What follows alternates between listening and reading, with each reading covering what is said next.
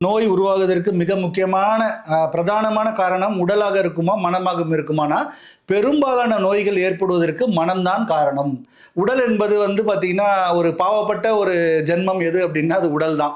ஏன் அப்டின்னா, அதுக்கு பசிச்சதுன்னா எத குடுத்தாலும் அது அது அதாவது என்னன்னா, ஒரு கஞ்சியோ, கூழோ எத குடிச்சாலும் அது உடல் வந்து திருப்தி அடைஞ்சுக்கும். இப்ப தாகம் வருதுன்னா, பாவம் அதுக்கு தண்ணி குடிச்சு கொஞ்சம் குடுத்தீங்கன்னா, அது திருப்தி அடைஞ்சுக்கும்.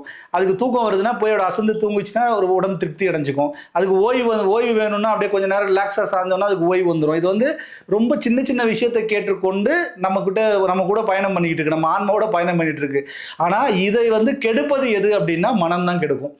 இப்ப நம்ம சாப்ட்டுருவோம். இது வந்து வயிறுக்கு ஆயிருச்சு ரைட். ஆனா, ஒரு வாசனை அது சாப்பிட்டதுக்கு அப்புறம் ஒரு வாசனை நமக்கு வருது.